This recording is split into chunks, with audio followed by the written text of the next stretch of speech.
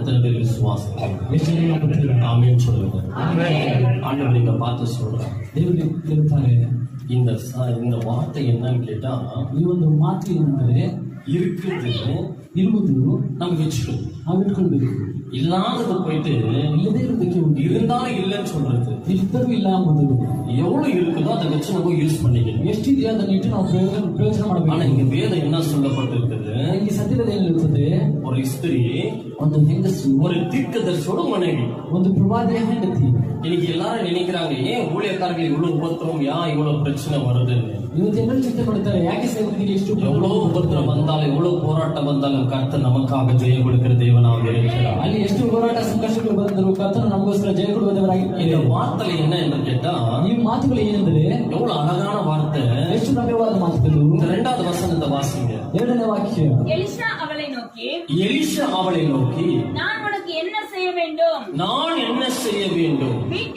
வீட்டில் உன்னிடத்தில் என்ன இருக்கிறது சொல் என்றான். பாருங்க, எலிசா என்ன கேட்கிறாரு, உனக்கு என்ன நான் செய்யணும்? ಇಲ್ಲಿ ಎಲಿಷನ ಕೇಳುತ್ತಾನೆ, ನಿನಗೆ ಏನು ನಾನು ಮಾಡಬೇಕು? உனக்கு என்ன செய்யணும்னு கேட்கிறாரு. ನಿನಗೆ ನಾನು ಏನು ಮಾಡಬೇಕನ್ನುತ್ತೀನಿ. அதுக்கு அவள் என்ன சொல்றாரு பாருங்க. ஒரு குடம் எண்ணெய் அல்லாமல் உமது அடியானுடைய வீட்டில், உன் அடியான ஒரு வீட்டில் வேறொன்றும் இல்லை என்றாள். வேறு ஒன்றுமே இல்லை. அல்லேலூயா, அல்லேலூயா. இருக்குதுன்னு நீங்க சொல்லல, ಅಲ್ಲಿ ಇದೆ ಅಂತ ಹೇಳಲಿಲ್ಲ. ஆனா இவன் வாயில என்ன வந்தா இல்ல, ಅವರ ಬಾಯಲ್ಲಿ ಇಲ್ಲ. பாத்திரத்துல ஒண்டிதான் இருக்குது, ಒಂದು ಪಾತ್ರೆಯಲ್ಲಿ ಮಾತ್ರ ಇದೆ, மீதி இல்ல, ಬಾಕಿ ಇಲ್ಲ. இதுக்கு என்ன அர்த்தம்னா, ಇದರ ಅರ್ಥವೇನೆಂದರೆ இருக்கிறது வந்துட்டு இல்லன்னு தான் சொல்லுவாங்க. ಅಲ್ಲಿ ಇರುವುದನ್ನು ಇಲ್ಲ ಅಂತ ಹೇಳ್ತಾರೆ. இன்னைக்கு அபிஷேகம் பெற்றிருக்கிறியா? ಇವತ್ತು ಅಭಿಷೇಕ ಹೊಂದಿದ್ಯಾ? ஆண்டவர் கேட்கிற, நீ அபிஷேகம் பெற்றிருக்கிறியா? ಕೇಳ್ತಾರೆ, ಅಭಿಷೇಕ ಹೊಂದಿದ್ಯಾ? ஆமா, அபிஷேகம் பெற்றும் தான் சொல்லணும். ಹೌದು, ಅಭಿಷೇಕ ಹೊಂದಿದ್ದೇನೆ ಅಂತ ಹೇಳಬೇಕು. பயந்து இல்லன்னு சொல்லக்கூடாது. ಭಯಪಟ್ಟು ಇಲ್ಲ ಅಂತ ಹೇಳಬಾರ್ದು. வீட்டுல ஒரு பாத்திரத்துல அரிசி இருக்குதா? ನಿನ್ನ ಮನೆಯಲ್ಲಿ ಒಂದು ಪಾತ್ರೆಯಲ್ಲಿ ಅಕ್ಕಿ ಇದೆಯಾ? இருக்குதுன்னு சொல்லு. ಇದೆ ಅಂತ ಹೇಳು. தப்பு பண்ணா ஒத்துக்கோ, ತಪ್ಪು ಮಾಡಿದ್ರೆ ಒಪ್ಪಿಕೋ. ஒத்துக்கிறதுல இப்போ ಒಪ್ಪಿಕೊಳ್ಳುವುದಿಲ್ಲ. நான் ஒத்துக்க மாட்டேன். ಇಲ್ಲ ನಾನು ಒಪ್ಪಿಕೊಳ್ಳುವುದಿಲ್ಲ. ஆனா இங்க எலிசா என்ன கேட்கிறாரு, ಈ ಎಲಿಷನ ಏನು ಕೇಳುತ್ತಾರೆ, உன் வீட்டுக்குள்ள இருக்கிற பாத்திரத்துல என்ன இருக்கிறது? ನಿನ್ನ ಮನೆಯಲ್ಲಿರುವಂತ ಪಾತ್ರೆಗಳು ಏನಿದೆ? ஒரே பாத்திரத்துல என்ன ಇದೆ? ಒಂದೇ ಒಂದು ಮಗು ಎಣ್ಣೆ ಮಾತ್ರ ಇದೆ. அது 3வது வசனத்தை பாருங்க. ಅಲ್ಲಿ 3ನೇ ವಾಕ್ಯ ನೋಡಿರಿ. அப்பொழுது அவன் நீ போய் உன்னுடைய அயல் வீட்டுக்காரர் எல்லாரிடத்திலும் அநேகம் வெறும் பாத்திரங்களை கேட்டு வாங்கி, எல்லாரும் சொந்த அக்க பக்கத்துல இருக்கிறவங்க வீட்டுல எல்லாம் போயிட்டு என்ன பண்ணு, பாத்திரத்தை எடுத்துன்னு வா. அவர் சொல்றாரு, எலிசா சொல்றாரு. ಅಲ್ಲಿ ಎಲಿಷನ ಹೇಳುತ್ತಾನೆ, அந்த பாத்திரத்தை எல்லாம் கொண்டு வா. ಅಲ್ಲಿ ನೆರೆಯಿಂದ ಸಿಕ್ಕುವಷ್ಟು ಬರೀ 4வது வசனத்தை வாசிக்கலாம். 4ನೇ ವಾಕ್ಯದಲ್ಲಿ உள்ள போய் உன் பிள்ளைகளோடு உள்ளே நின்று கதவை பூட்டி, பாருங்க இங்க என்ன சொல்றாரு ஆண்டவர், கதவை பூட்டி அந்த பாத்திரங்கள் எல்லாவற்றிலும் பார்த்து, இங்க எலிசா சொல்றாரு, எல்லா கதவை பூட்டி உன் பிள்ளைகளோடு நீயும் போய், நல்லா புரிஞ்சுங்க, நீங்க எல்லாரும் போய் உள்ள வீட்டுள்ள உன் பிள்ளைகளோடு நீயும் போய் உன் பாத்திரத்தை வைத்த பிறகு நீ கதவை பூட்டிக்கொள்.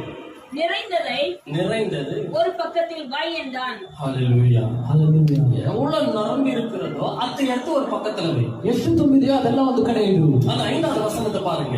5ನೇ ವಾಕ್ಯ.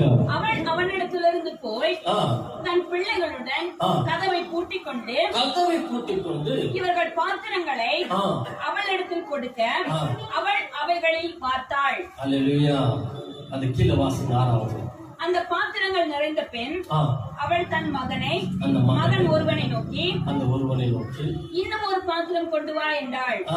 அதற்கு அவன் வேற பாத்திரம் இல்லை என்றான். அப்பொழுது எண்ணெய் நின்று போயிற்று.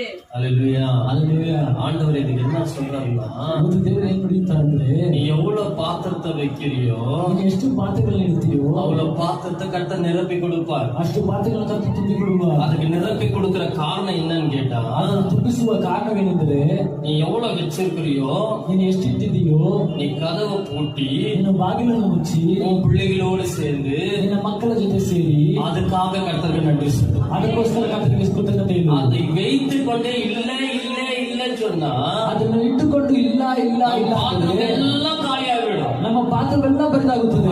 7வது வசனம் சொல்லுகிறது, ಅಲ್ಲಿ 7ನೇ ವಾಕ್ಯ ಇರುತ್ತದೆ. எலிசா சொல்றாரு, ಎಲಿಷನ ಹೇಳುತ್ತಾನೆ, எவ்வளவு பாத்திரம் நிரம்பி இருக்கிறது எண்ணெய், ಎಷ್ಟು ಪಾತ್ರೆಗಳು ತುಂಬಲ್ಪಟ್ಟಿದೆಯೋ ಎಣ್ಣೆ, கொண்டு போய் ಅದನ್ನು ತೆಗೆದು ಹೋಗಿ வித்து ಅದನ್ನು ಮಾರಿ உன் கடத்தை தீர், ನಿನ್ನ ಸಾಲ ತೀರಿಸು. அந்த கடன் தீர்த்த பின்பு ಆ ಸಾಲ ತೀರಿದ ಮೇಲೆ மீதி பணம் மிச்சாவது பார், ಉಳಿದ ಹಣವಿದೆಯಲ್ಲ, உன் குடும்பத்தை வழி நடத்து, ನಿನ್ನ ಜೀವನವನ್ನು ಮಾಡು. அப்ப ஆண்டவர் என்ன சொல்றாருன்னா, ಇಲ್ಲಿ ದೇವರೇನು ಹೇಳುತ್ತಾರಂದ್ರೆ,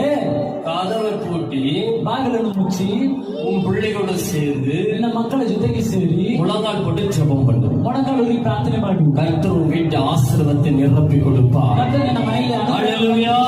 ஹalleluya. ஜெபமே எண்ணெய் இது பாருங்க, அப்பொழுது விசுவாசத்தினால் பாத்திரம் நிரம்பிச்சு அந்த எண்ணெயை போய் வித்து உன் கடனை தீர்த்து ஆ, மீந்ததை கொண்டு என்னது வித்து?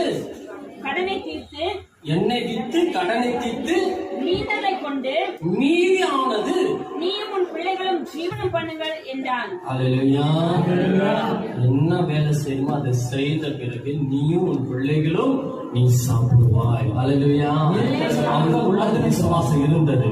ಅವಳೊಳಗೆ அவங்க எவ்வளவு பாத்திரம் வச்சாலும் அவ்வளவு நிரம்பி வந்துச்சு. ಅವಳು ಇಟ್ಟಂತ ಪಾತ್ರೆಗಳೆಲ್ಲ ತುಂಬಿ ಬಂದಿತ್ತು. கர்த்தர் ஆசீர்வதிப்பார். ಕರ್ತನ ಆಶೀರ್ವದಿಸುವ. ஹalleluya. Hallelujah. ஹalleluya. Hallelujah. ஹalleluya.